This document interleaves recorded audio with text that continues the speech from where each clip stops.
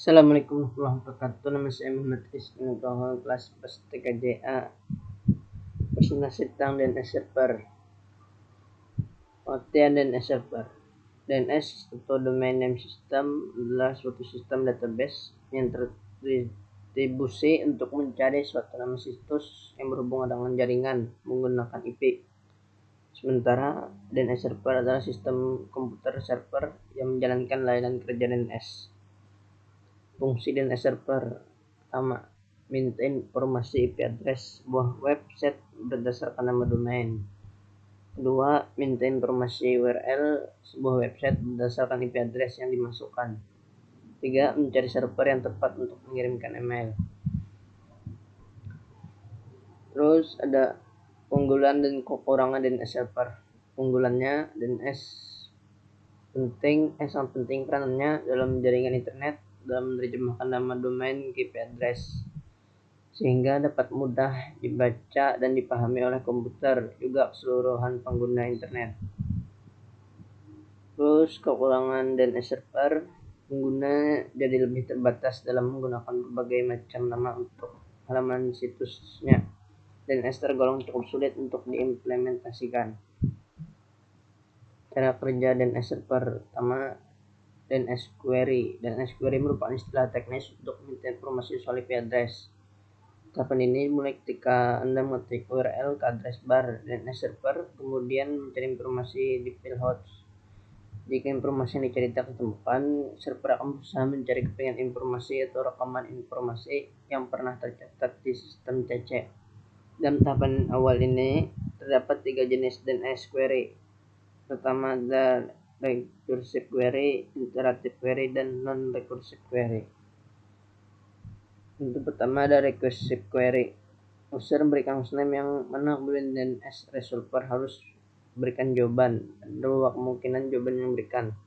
Pertama, DNS akan menyediakan informasi relevan setelah mencari di root server ataupun authoritative name server. Kedua, browser akan menampilkan pesan error karena informasi tak ditemukan. Lalu ada iterative query. User memasukkan hostname, DNS resolver akan mencari cache yang relevan di memori. Jika tidak berhasil, DNS resolver akan mencari informasi di root server dan authoritative name server yang paling dekat dan relevan dengan DNS zone.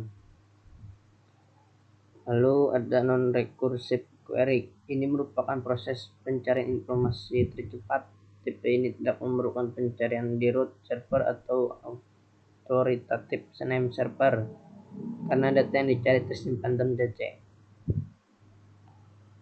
Lalu ada DNS recursor atau DNS recursive resolver. DNS recursor merupakan tahapan pertama pencarian informasi.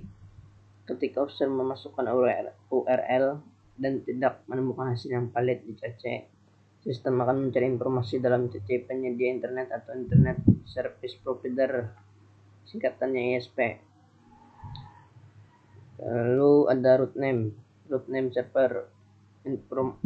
Jika Anda tidak menemukan informasi jika ISP tidak menemukan informasi yang Anda cari, maka sistem akan mencari informasi tersebut ke root name server.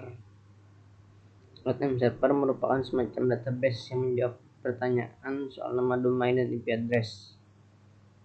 Lalu ada tail name server. Dari root name server, sistem akan membaca jenis informasi yang dicari dari top level domain. Setiap top level domain seperti .com, .org, .edu, .id, .au, dan sebagainya memiliki server yang spesifik.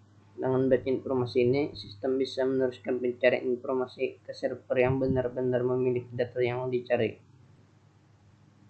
Lalu yang terakhir ada authoritative name server. Setelah menemukan di mana server yang diinginkan, sampailah kita pada authoritative name server. Jenis server ini memiliki semua informasi lengkap soal situs web yang dituju.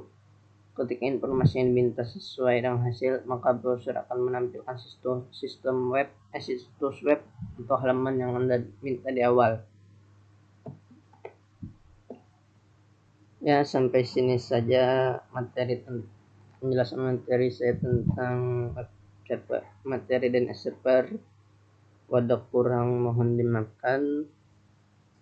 Wassalamualaikum warahmatullahi wabarakatuh.